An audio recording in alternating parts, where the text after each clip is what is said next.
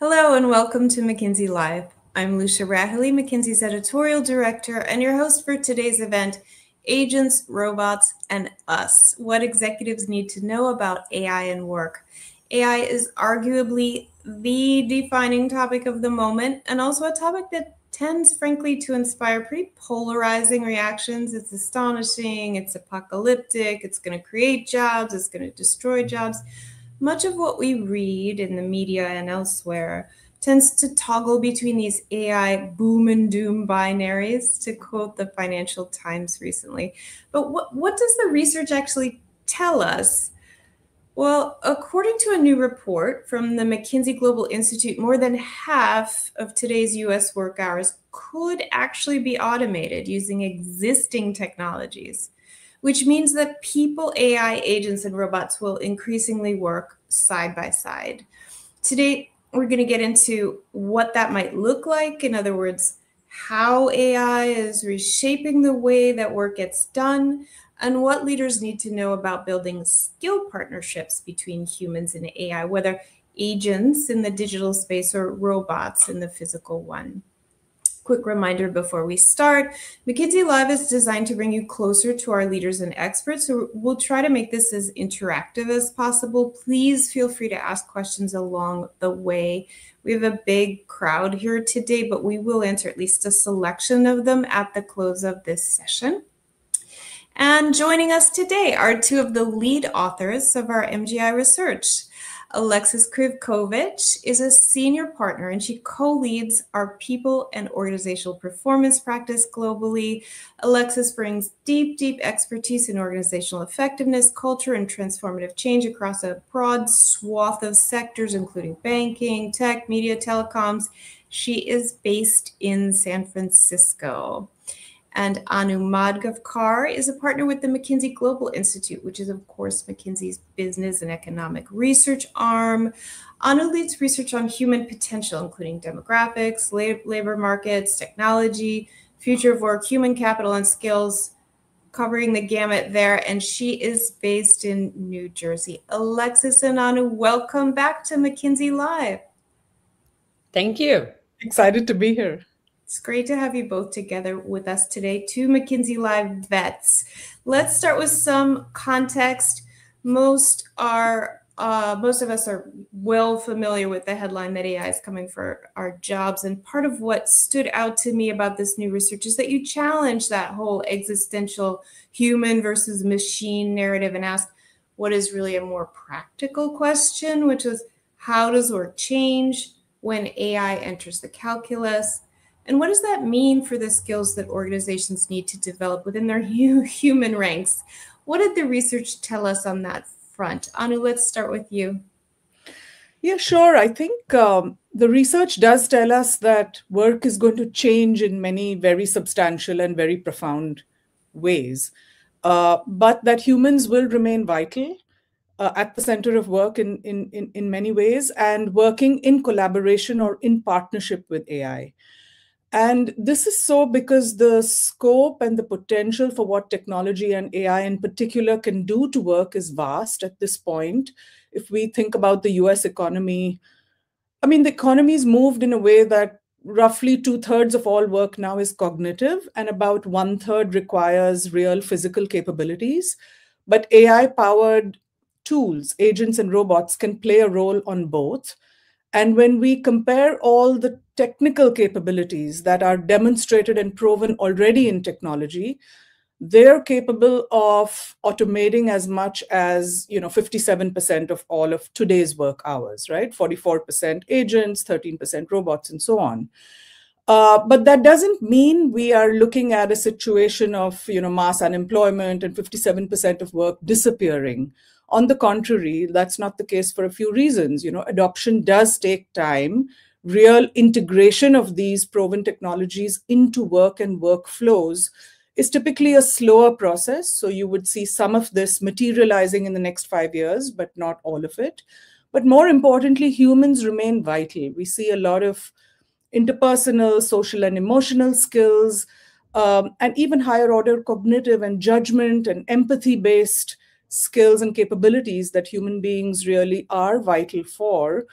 And then most importantly, I think as technology takes over some tasks and activities, new ones emerge. So whole new industries, new roles, new kinds of activities that we engage in. And so this is a view of how work as we know it today will change, and it will change throughout the workforce. Almost no occupation will be untouched.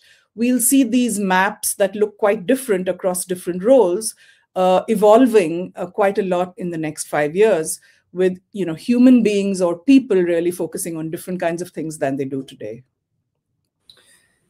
Thank you, Anu. I just want to follow on that. You just said that almost no role will go untouched. So this is a big change. It's a meaningful change, as you said, has vast scope. And that even now, more than half of what folks do is potentially automatable. That could indeed, strike fear into the most intrepid among us about the kinds of work that humans will do in the future and how we'll do that work. So what did we learn about the skills and roles that will matter most in this changing landscape? Yeah, we thought skills were a really important unit of analysis because that's what we possess. People possess skills. This is why employers hire us, and we use our skills in work, working with each other, with our customers, and so on, right? So we looked at all of the skills in the labor market that employers ask for and search for when they put out job postings. We looked at about 7,000 skills, and we compared those skills with the activities that people in different roles and occupations in the workforce actually are engaged in. And we found what to me was one of the most surprising and perhaps counterintuitive findings from the research, which is that the vast majority of skills that employers seek are what we would call shared skills, in the sense that they're skills that we use in work that we believe are only humans can do, because it's not automatable even as of now.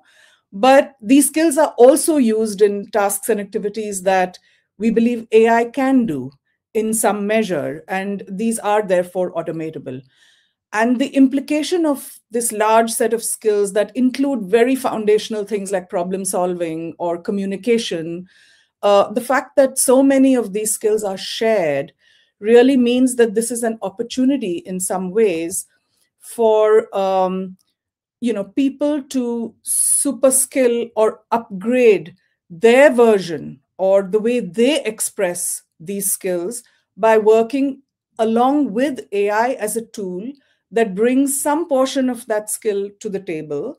But then in collaboration with a human worker, we can actually express a higher order or a better, not just more efficient, but perhaps better quality, better insight, better judgment in that task or skill of problem solving, for example, because there is an AI tool that also brings some element of that skill to bear. So we see this as an opportunity to upgrade the level of human skills. We also see it as a signal that work will increasingly be this kind of collaborative partnership with some degree of shared skills, which are kind of leveraged by both AI and human beings to kind of make your work output better. Interesting. And it seems that one of the more exciting applications of AI is that it helps to make tacit knowledge more explicit, which expedites knowledge sharing and helps people share what they know more effectively. On that note, as you mentioned, the research showed quite clearly that fluency in AI is in high demand. Yes, employees are asking for it. Employers are asking for it in job postings. But beyond like software engineering, what does AI fluency actually look like? Could you help us bring that to life a little bit? So there are a range of AI-related skills that we're seeing emerge in the way employers express, the skills that they need. But there are two distinct types of AI skills. So there's the skill family of AI fluency, as we call it. This is the ability to use AI, to interact with AI of any kind, to ask the right questions, to get some sort of output out of AI and exercise some ability to review that, validate that, refine that, and so on, and really to manage that interactive process of working with AI. So that's AI fluency. And then there is more technical AI skills, which is the skills that we need. And typically, people in software development would need skills to actually develop AI tools. And we're seeing across both categories that demand for AI is rising the fastest amongst all kinds of skills in the job market. When we looked at a 2-year comparison of which skills had grown in demand, AI skills actually rose the fastest and across the largest number of occupations.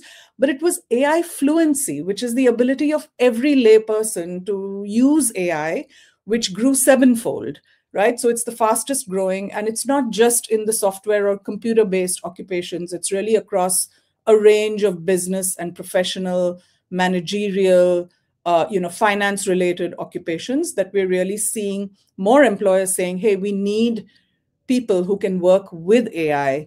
And we would expect more and more kind of both widening or broadening of this skill demand, as well as deepening in terms of more roles coming into this expectation that you need to know how to use AI in order to be effective.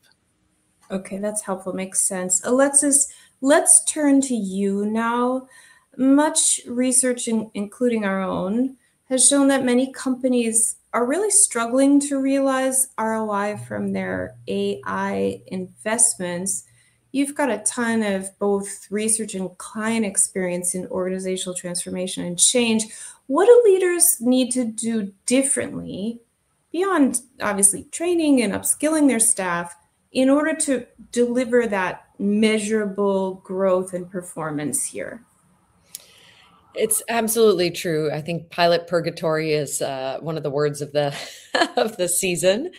A lot of what we've seen is that early rollouts of AI have felt in many organizations a bit chaotic, in some cases sloppy, but mostly quite micro, meaning they've been targeted either at individual behaviors, help me write a better email, help me speed up a specific research request, help me review a document, and give me some talking points. Those are all fine and good, but those don't unleash massive amounts of productivity in an organization. They just make you, more powered at the day-to-day job. We joke that's a bit of the walk the dog phenomenon. The best recipient of that experience is the family dog who gets an extra 10 minutes around the block. So that is going to continue to happen. And that's a bit like the way many of the past digital and technology upgrades have rolled out across companies. That is goodness, but it doesn't unleash the type of potential that we think is really possible. So when we say that there's 2.9 trillion in economic value that could be coming through this transformation, I mean, this is an incredible amount of productivity. What do we mean by that?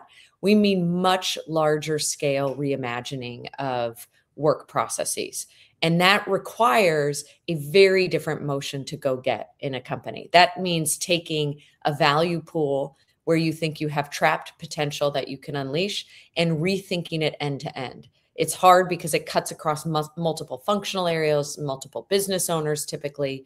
What does that look like in practice? Underwriting in the context of insurance or financial services, taking the type of white glove service that's offered to premium enterprise customers and being able to offer that in an agentic way much deeper into the stack and the segment of the customer base to allow a lot more tailoring, a lot better usage patterns, and ultimately greater growth in the product and greater stickiness. So those types of moves are where we're seeing the real impact being captured with companies, a type of impact that drops to the bottom line in ways that are material and sustained. But the way you go get that is not by handing everybody, access to their latest AI tool. It's through a very different orchestrated process that starts at the top. Okay, that is super helpful. You talked about insurance underwriting and making white glove service more accessible to a broader customer base. That's a great example. Still, there's a lot of talk about reimagining workflows and work processes, and it can feel a little abstract. So I wonder if we could go a little deeper and maybe you share a few more real world examples, maybe from some of the industries you've served, where workflows were redesigned, what that looked like, and the impact that it had. Sure.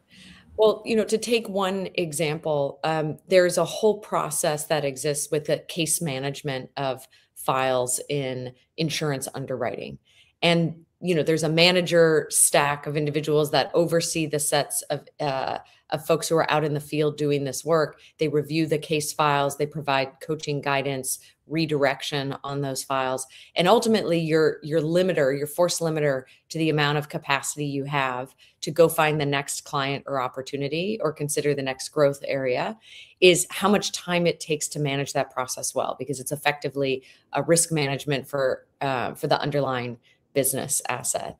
What we're seeing with AI is not that you don't need those people on the ground doing that critical work in front of the customer, gathering up that information and that perspective, but a manager or leader now can have AI in the loop doing a first order of the evaluation of all of that process, catching things, actually doing some of the direct coaching, again, still with a human sort of supervising and watching that process to make sure that it feels correct and spot on to the expectations of quality and delivery, but that it frees up the capacity of this leader. Instead of having 10 individuals you might cover, you might have 20, 30, 40.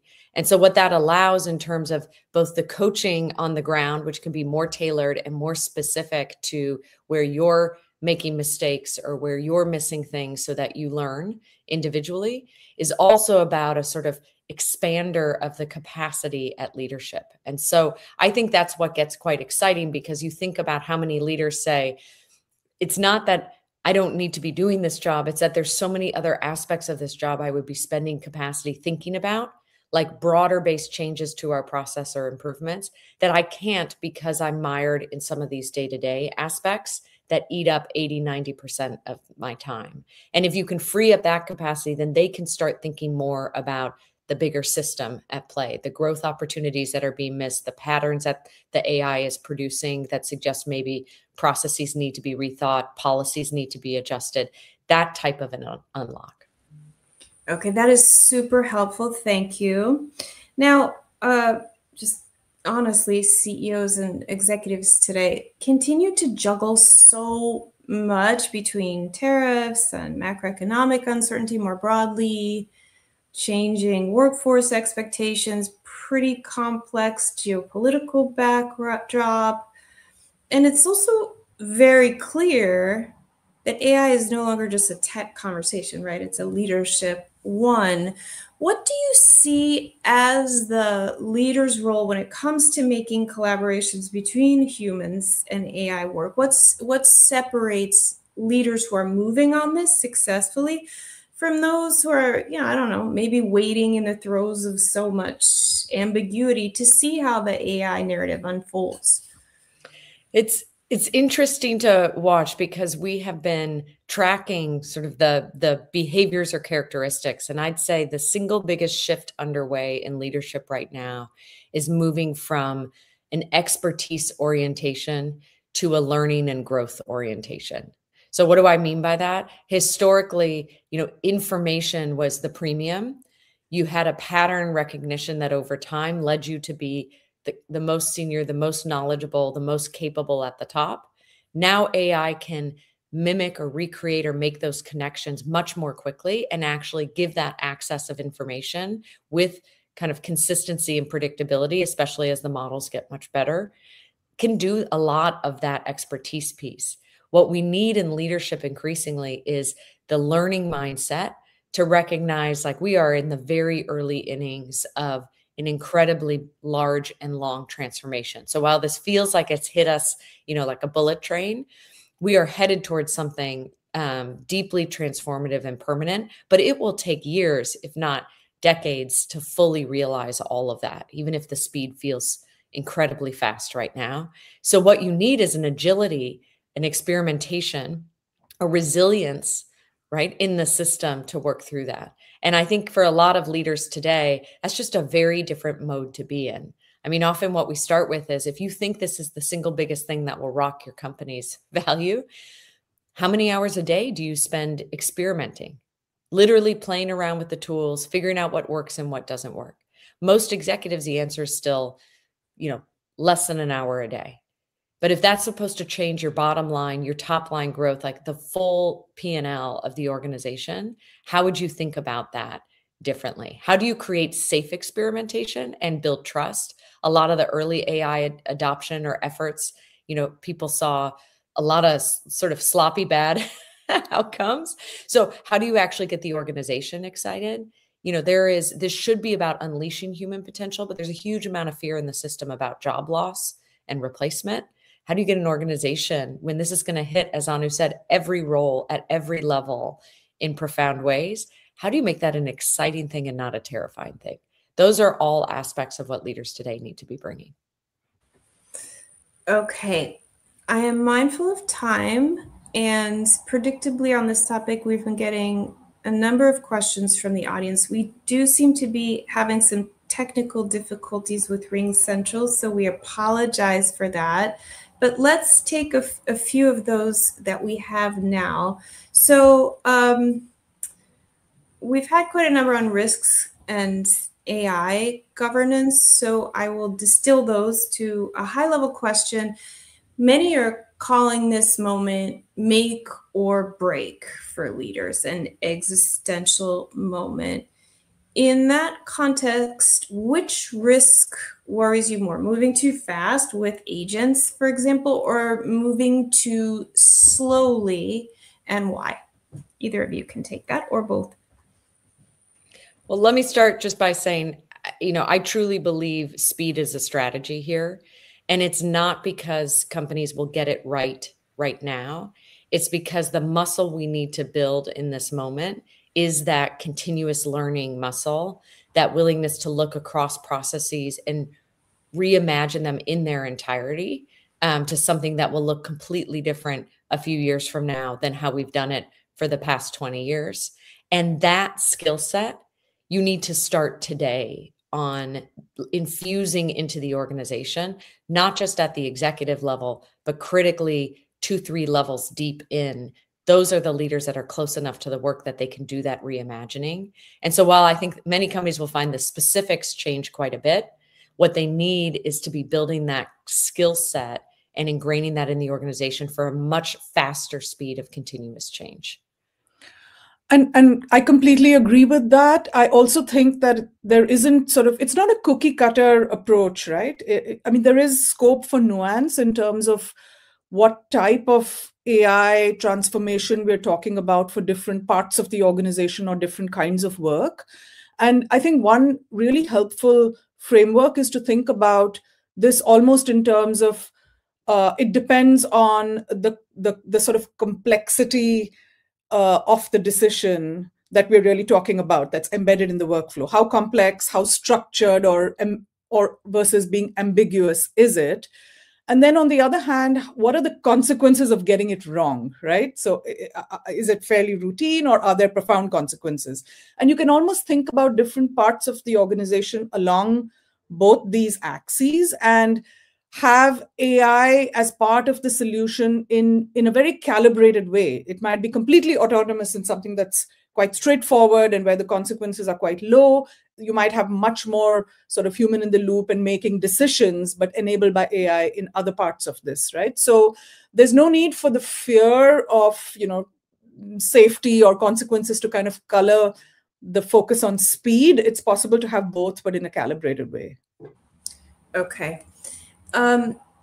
Question here that's a classic. It comes up often, and folks are interested in your take on it. How do you think about the concern that AI might weaken people's ability to think for themselves, problem solve for themselves, come up with ideas from scratch? So that often comes up early in the talent pipeline. How do junior folks learn to develop judgment that is needed later in order to manage the work of the AI? Yeah, it's a profound question of how this changes the apprenticeship model in organizations. And I think there's some who've said, okay, I'm going to shut off hiring for now because I don't think I need more people in this area. The challenge with that is over time, you of course get a pyramid that's incredibly imbalanced.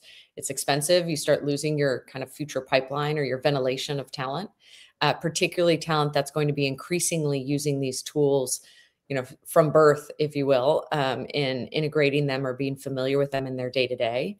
And I think that is one of the unique things about this technology is people are sandboxing this in their own time. So this hasn't rolled out to enterprise and then later we will get access to it individually. In fact, many people are finding their company is moving slower than they are in terms of how they're able to experiment or use these tools in their own personal lives.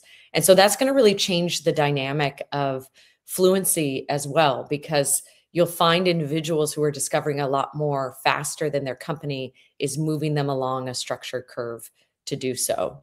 I think, you know, when I think about the judgment questions, I think we are too early to know how to solve that question fully. However, what I'd say is that it's not that the patterns you won't still find them. It's that what you'll need to learn how to do is in a hybrid world where your newest tool or your newest capability is agentic and you have agents working with you in a whole stream or flow, how do you actually build a different skill set to evaluate that, to supervise that, to engage and correct that? And those are just skills that, you know, we haven't asked, you know, the broad population to think about previously. And so I think that'll actually be where the new apprenticeship starts to happen. And you can already see that in some areas that are moving very, very quickly, like software, where the rhythms of these teams are shifting. And the way that they're kind of teaching or learning about how to interact is about how to do that with the agent, as opposed to a traditional, let me pass down sort of my years of personal experience to you. Anything to add there, Anu? Or do we want to squeeze in one more? Go ahead if you have something. Let's squeeze in one more, I think. Okay.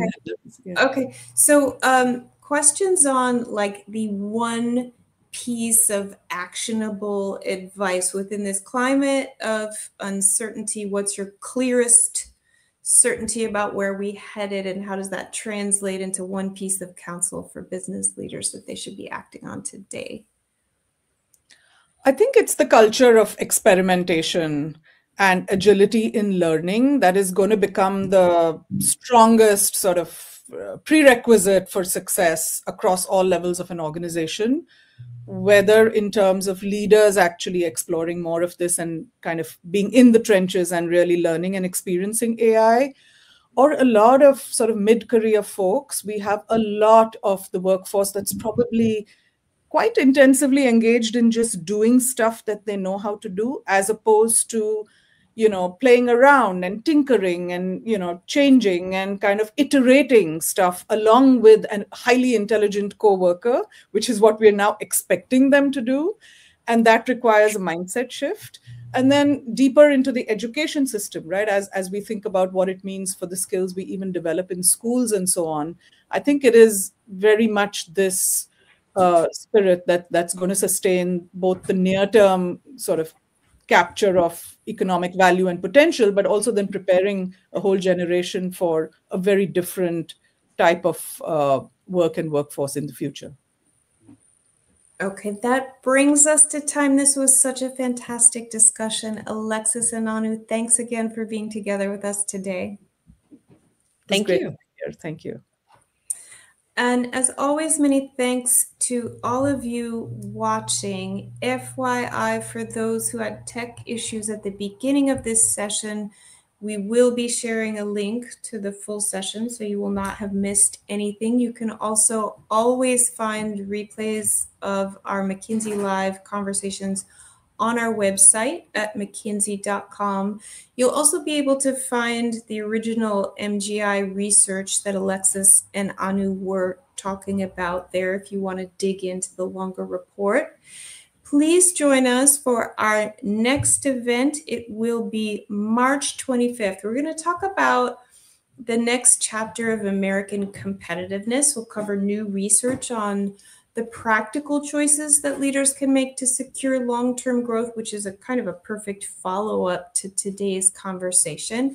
And you can scan that QR code that you can see right now on the screen to register. Until then, have a great rest of your day and be well.